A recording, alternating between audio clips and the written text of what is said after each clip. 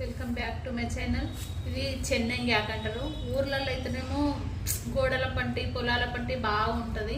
మనం ఇక్కడ ప్రతిదీ కొనుక్కొచ్చుకోవాలి కదా సిటీలలో. అయితే ఇక కొనుక్కొచ్చి 20 రూపీస్ది ఇదంతా మంచిగా ఇలా కాంబినేషన్ కంపల్సరీ పుదీనా వేయాలి. ఇది సరిపోదు, ఇంకో 10 రూపీస్ దేవాలని మా బాబును పంపించిన. 20 రూపీస్ది ఇది, 20 రూపీస్ది ఇది. మొత్తం ఏరిన తర్వాత ఫ్రెష్ కడిగి వాటర్ అంతా పోయేదాకా ఆరబెట్టాలి. ఏం తడి కూడా ఉండొద్దు. చట్నీ నూరితే 2-3 రోజులు వారం రోజులైనా ఉంటుంది. నేను ఇంట్లోకి ఏం కావాలో చూస్తాను. ఇక బాగా కడిగిన తర్వాత ఇట్లాంటి జల్లెడు ఉంటే ఇందులో వేయాలి. వాటర్ అన్నీ ఆరిపోయిన తర్వాత ఇట్లా బట్ట తీసుకొని కాటన్ని మొత్తం తడి లేకుండా ఆరిపోవాలి. నేను వేయించేటప్పుడు చూస్తాను.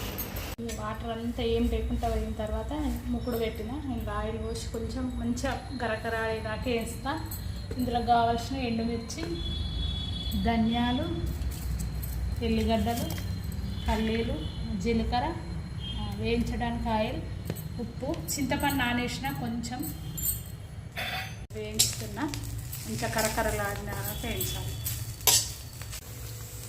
పల్లీలు, ధనియాలు, ఎండుమిర్చి వేసిన నూనెలో మంచిగా కూడా కొంచెం ఫ్రై అయిన తర్వాత తీసి మిక్సీలో వేస్తే అయిపోతుంది. జీలకర్ర ఇవి వేయించిన మిక్సీలో వేసిన, ఉప్పు, ఎల్లిపాయలు ఒకసారి మిక్సీ పట్టిన తర్వాత ఇవి తర్వాత వేస్తాను. అవి కొంచెం కచ్చపచ్చగా అయినాక చూస్తా అనుకున్నా నేను. అవి అయిపోయాక ఇవి వేయించిన ఇండ్లు వేసిన తర్వాత చింతపండు మెత్తగా అయిన తర్వాత పోపు వేస్తే అయిపోయింది. మెత్తగా అయిపోయింది, పోపు పెడుతుంది. ఆయిల్ పోసిన పేపర్,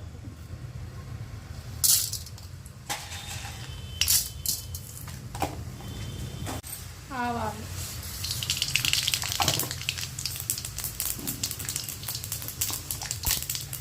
జీలకర్ర,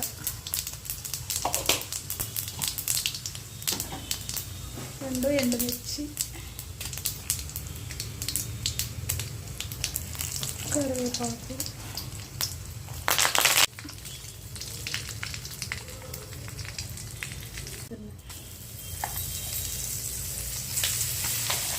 ఇట్లా గిన్నెలు వేసుకున్న పోపు అయిపోయింది. హెల్తీ ఫుడ్ ఇది, ఎందుకంటే ఎప్పటికీ దొరకదు. దొరికినప్పుడు తెచ్చుకొని తినాలి. పిల్లలైనా పెద్దరికైనా హెల్త్ ఇది. 1 వీక్ వరకు ఫ్రిడ్జ్లో పెట్టకుండా బయట పెట్టుకోవచ్చు. కుదిరితే మీరు కూడా ట్రై చేయండి.